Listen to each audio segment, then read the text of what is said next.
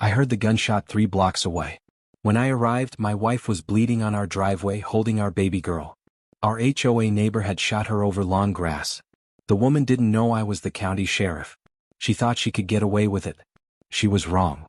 Before watching full story, comment below from where you watching. Also like and subscribe for more stories.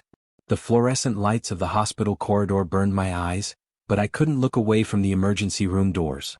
My 3-month-old daughter Emma's cries had finally quieted in my arms, but my hands wouldn't stop shaking. Blood. There was still blood on my shirt, Sarah's blood. Sheriff Morrison? A nurse approached cautiously. Your wife is in surgery. The doctors are doing everything they can. I nodded, unable to form words. Emma shifted against my chest, her tiny fingers gripping my uniform collar. She didn't understand why Mommy wasn't holding her anymore. She didn't understand why a stranger had pointed a gun at them in our own driveway. 20 minutes earlier, I'd been 3 blocks away finishing my shift, looking forward to coming home. Now my wife was fighting for her life because our HOA president, Karen Westfield, had decided our grass was a 1/4 inch too long. It started 6 months ago when we moved into Riverside Meadows, a gated community on the east side of the county. Sarah was pregnant with Emma, glowing despite the summer heat, excited about decorating the nursery in our first real home. We'd saved for years to afford a house in a good neighborhood with good schools. I worked long hours as county sheriff, but we were happy. We were building something. Karen Westfield introduced herself the day we moved in. She was a thin woman in her late 50s with sharp eyes and an even sharper tongue. She handed Sarah a copy of the HOA bylaws, a 50-page document outlining everything from acceptable mailbox colors to the exact height our hedges could grow. Welcome to the neighborhood, she'd said, her smile not quite reaching her eyes. We maintain very high standards here. I'm sure you'll fit in just fine. Sarah, always seeing the best in people, thanked her warmly. That was our first mistake, thinking Karen was just particular, not dangerous. The violation started small. A notice about our trash cans being visible from the street for an extra hour after pickup. A warning that our welcome mat was unapproved brown, instead of regulation black or gray. A citation because Sarah had placed a potted flower on our porch that contained colors not on the approved list. Sarah tried to laugh it off at first. She's just lonely, she'd say. Maybe she needs a hobby. But the citations kept coming, each with a fine attached. $25 here, $50 there. When I worked late shifts, Karen would cruise by at night, taking photos with her phone, documenting every perceived infraction. The day Sarah brought Emma home from the hospital, she found a violation notice taped to our front door. The offense? Our porch light had burned out, and we hadn't replaced it within the mandatory 24-hour window. Sarah had just given birth. She was exhausted, overwhelmed, trying to figure out how to keep a tiny human alive. And Karen was at our door with a tape measure and a camera. I'm sorry, Sarah had said, Emma crying in her arms. We just got home from the hospital. I'll have my husband fix it tonight. The rules apply to everyone, Mrs. Morrison, Karen replied coldly. No exceptions. That's what keeps this neighborhood respectable. That night, I changed the light bulb and held my wife while she cried from frustration and hormones and exhaustion. I wanted to march over to Karen's house and tell her to back off. But Sarah stopped me. Don't, she whispered. You're the county sheriff. You can't be seen fighting with neighbors. It'll look bad. We'll just follow her rules and keep our heads down. So we did. We followed every ridiculous rule, measured our grass twice a week, kept our trash cans in the garage, never parked on the street even for 5 minutes. We became prisoners in our own home, constantly afraid of the next citation, the next fine, the next confrontation. But for Karen Westfield, it was never enough. The morning it happened, I kissed Sarah goodbye at 6 a.m., my shift starting early because of a court appearance. Emma was sleeping peacefully in her bassinet. Sarah looked tired. Emma had been up half the night teething, but she smiled at me anyway. Be safe, she said like she did every morning. Always, I replied. I love you. Those were the last normal words we ever spoke to each other. I didn't know that while I was testifying about a drug case downtown, Karen Westfield was standing in our yard with a measuring tape, documenting that our grass had reached 3¼ inches when the HOA maximum was 3 inches exactly. I didn't know that when Sarah came outside with Emma in her arms to check the mail, Karen was waiting. Your lawn is in violation, Karen announced, blocking the driveway. Karen, please, Sarah said, shifting Emma to her other arm. We just mowed it 3 days ago. It's barely grown. The rules state clearly that grass must be maintained at 3 inches or below. Your grass is in violation. That's a $100 fine. $100? Sarah's voice rose in disbelief. For a quarter-inch of grass? Continued violations result in escalating fines. Perhaps if you'd been more compliant from the beginning? We've been compliant. Sarah interrupted, her patience finally breaking. We've followed every single rule, no matter how ridiculous. We've paid every fine. What more do you want from us? Karen's face hardened. I want you to follow the rules or move somewhere else. This is a respectable community. We don't need people here who think they're above the standards. Above the standards? Karen, I just want to live in peace and raise my daughter. Then maybe you shouldn't have bought a house in an HOA if you didn't want to follow the rules. Something inside Sarah snapped. 3 months of sleep deprivation, 3 months of walking on eggshells, 3 months of constant harassment, it all came flooding out. You're not doing this because of rules, Sarah said, her voice shaking. You're doing this because you're a miserable, lonely woman who has nothing better to do than make other people's lives hell. You need therapy, Karen. Not an HOA board position. The words hung in the air between them. Emma started fussing, sensing her mother's stress. Karen's face went white, then red. How dare you speak to me that way? I dare because I'm done being afraid of you. Write your citation. Send your fine. We'll pay it like we've paid all the others. But after that, stay away from us. Stop harassing us. Stop stalking our house. Just leave us alone. Sarah turned to walk back into the house, holding Emma close. That's when Karen pulled out the gun. My neighbor across the street, old Mr. Patterson, watched it happen from his window. He called 911 while Sarah backed away slowly, begging Karen to put the weapon down, trying to shield Emma with her body. You disrespected me, Karen was screaming, the gun shaking in her hands. You disrespected the community. You don't belong here. Karen, please, Sarah pleaded. I have my baby. Please don't do this. You people think you can just move in here and disregard everything we've built? You think being married to the sheriff makes you special? I don't think. Karen, please, my daughter? The gunshot shattered the morning silence. Sarah had turned her body at the last second, taking the bullet in her shoulder instead of her chest. She fell to her knees, still clutching Emma, who was screaming now, terrified and confused. Karen stood frozen, the gun still in her hand, staring at what she'd done. Mr. Patterson was already running outside, yelling for Karen to drop the weapon. 2 other neighbors appeared, someone else calling 911 again, everyone shouting at once. Sarah's only thought was Emma. Even bleeding, even in shock, she held our daughter against her chest, protecting her, making sure she was safe. By the time my deputy called me, Karen had been disarmed and was sitting on the curb, mumbling incoherently about property values and community standards. By the time I arrived, Sarah was being loaded into an ambulance, and Emma was in the arms of a paramedic who was trying desperately to soothe her. I'd driven lights and sirens, breaking every speed limit, my heart pounding so hard I thought it might explode. When I reached our street and saw the crime scene tape, the police cars, the ambulance, time seemed to stop and race forward simultaneously. Sheriff Morrison, my chief deputy Marcus, met me at the perimeter. His face was grave. Sarah's alive. She's conscious. The baby wasn't hurt. I pushed past him, my legs carrying me toward the ambulance before my brain could process what he was saying. I saw Sarah on the gurney, pale and bleeding but awake, her eyes searching frantically. Emma, she gasped when she saw me. Is Emma? She's okay, I choked out, taking Sarah's hand. She's okay, baby. You saved her. The paramedic handed me my daughter, and I held them both, Sarah on the gurney and Emma against my chest, trying to keep my composure while my world fell apart. I'm sorry, Sarah whispered, tears streaming down her face. I should have just paid the fine. I should have walked away. I'm sorry. No. I gripped her hand tighter. No, you have nothing to be sorry for. Nothing. This isn't your fault. You protected our daughter. You did everything right. They had to take her then, had to rush her to surgery to remove the bullet and repair the damage. I stood in the driveway holding Emma, watching the ambulance disappear, and felt something cold and hard settle in my chest. I turned to look at Karen Westfield, sitting in the back of a police car now, staring straight ahead with blank eyes. Marcus approached carefully. Sheriff, I need to ask you to recuse yourself from this case. Given your relationship to the victim. I know the protocol, Marcus. My voice sounded strange, distant. Call the state police. Let them handle the investigation and arrest. Make sure everything is done by the book. Already done. They're on their way. He paused. I'm sorry, David. I'm so sorry. I nodded, not trusting myself to speak. Emma whimpered against my shoulder, and I realized she could probably feel my heart pounding against her tiny body. "Let me hold her for a minute." Marcus's wife Jennifer appeared at my side. She was a nurse and had always been kind to Sarah. "You need to be with your wife." I didn't want to let Emma go. But Jennifer was right. I needed to see Sarah, needed to know she was going to be okay.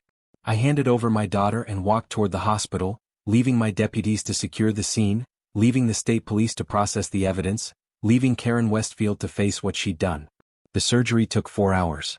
The bullet had shattered Sarah's clavicle and damaged muscle tissue, but miraculously hadn't hit any major arteries or organs. She'd lost a lot of blood, but the doctors said she would recover. When they finally let me see her, she was unconscious, her shoulder bandaged, her face pale against the white hospital sheets. Emma had fallen asleep in my arms, exhausted from crying. I sat beside Sarah's bed, holding our daughter, and waited for my wife to wake up. Outside the room I could hear the commotion, my deputies coordinating with state police, hospital staff managing the sudden security presence, reporters already starting to gather, drawn by the news that the county sheriff's wife had been shot by their HOA president. Marcus came in quietly. "Karen Westfield has been arrested and charged with attempted murder, assault with a deadly weapon and child endangerment. She's being held without bail. The state's attorney says it's an airtight case. Multiple witnesses including Mr. Patterson who filmed part of it on his phone." I looked at Sarah's sleeping face. "What's Karen saying?" "Not much that makes sense. She keeps talking about property values and community standards. Her lawyer's probably going to go for an insanity defense." "Is she insane?" I asked. Marcus was quiet for a moment. "I don't know. She's been HOA president for 15 years. I pulled her record. She's filed more than 300 complaints against neighbors in that time. Harassment charges from 4 different families, all dropped because she'd back off just enough to avoid legal trouble. The woman has made a career out of tormenting people. And nobody stopped her. Nobody wanted the fight. You know how it is, people just want to live in peace. They pay the fines, follow the rules, and hope she'll leave them alone. Like we did. Until she didn't leave us alone." Sarah stirred, her eyes fluttering open. The first thing she did was look for Emma. "She's here," I said softly, shifting so Sarah could see our daughter sleeping against my chest. "She's perfect.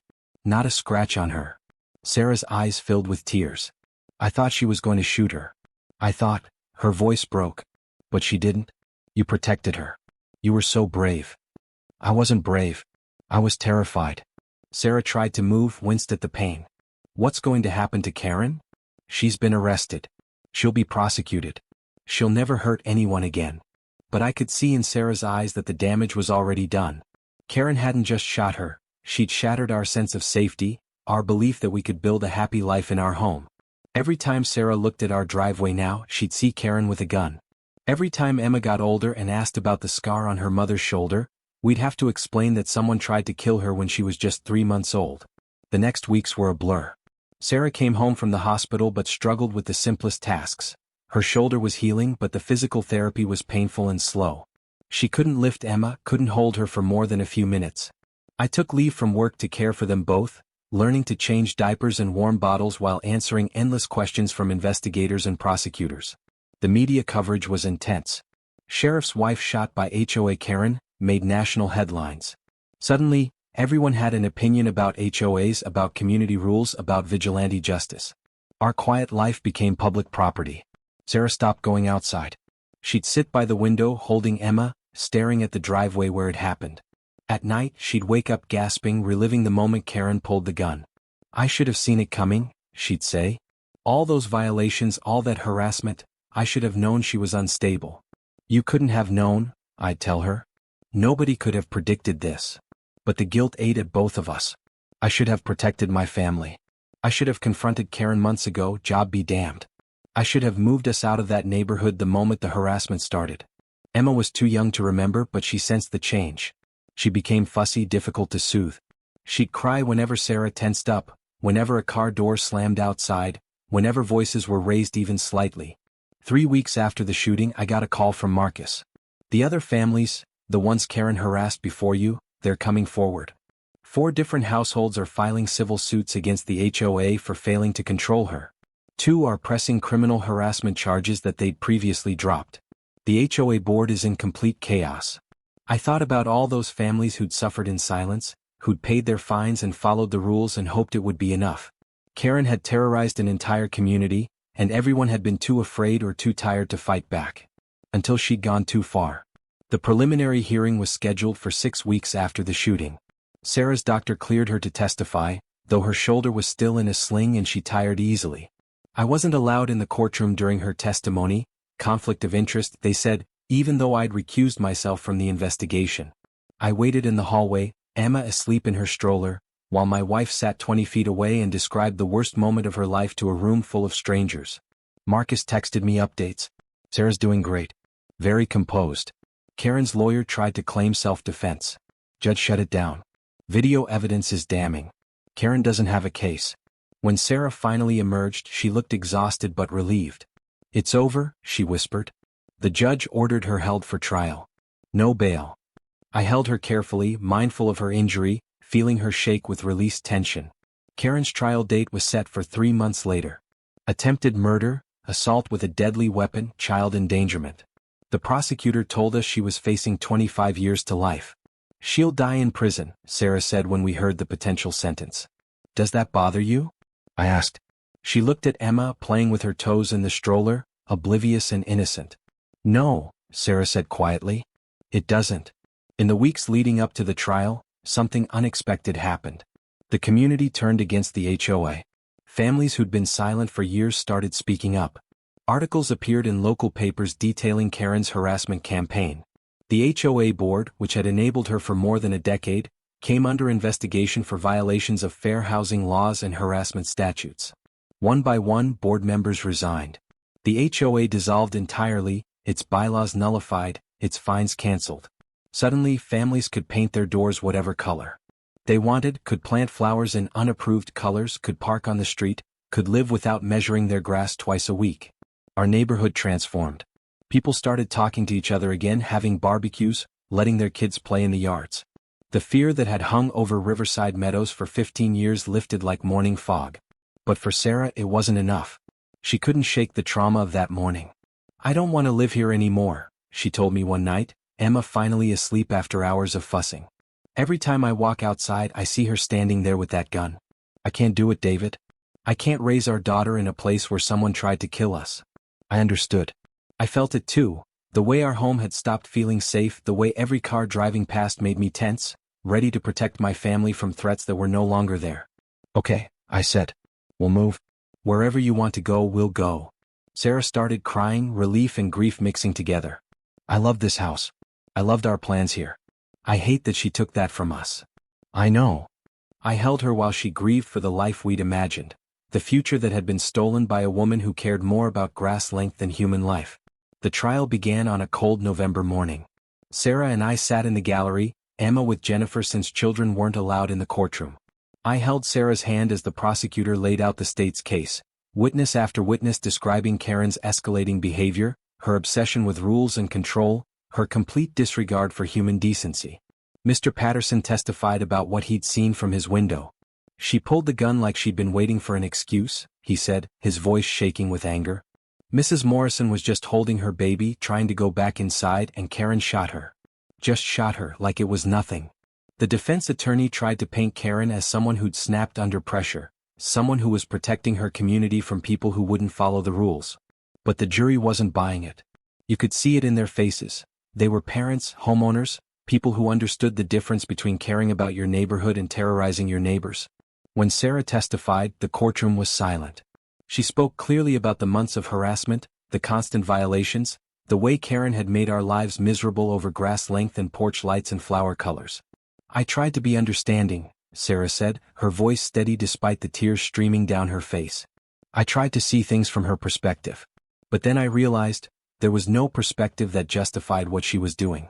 She enjoyed making us afraid. She enjoyed having power over us. And when I finally stood up to her, when I finally said, enough, she tried to kill me while I was holding my 3-month-old daughter. The defense attorney had no questions. What could he ask? What could he possibly say to make any of it okay? Karen herself never testified. She sat at the defense table, expressionless, while witnesses described her reign of terror over our neighborhood. She showed no remorse, no understanding of what she'd done. Even when they played Mr. Patterson's video, Sarah backing away, begging, Emma crying, the gunshot, Sarah falling. Karen stared straight ahead, unmoved. The jury deliberated for less than 2 hours. Guilty on all counts. Sarah squeezed my hand so tight I thought my bones might break. Around us, other victims of Karen's harassment cried with relief. In the back of the courtroom, reporters typed frantically, broadcasting the verdict to the world. Karen Westfield, who terrorized an entire community over lawn care and mailbox colors, would spend the rest of her life in prison. Sentencing came 2 weeks later. The judge, a grandmother with steel gray hair and sharp eyes, looked at Karen with something approaching disgust. Mrs. Westfield, in 30 years on the bench, I have never encountered someone so consumed by petty tyranny that they would attempt murder over grass length. You terrorized your neighbors for years. You abused your position of authority. And when someone finally had the courage to stand up to you, you tried to kill them while they held their infant child. You've shown no remorse. You've offered no apology. You've demonstrated no understanding of the magnitude of your actions.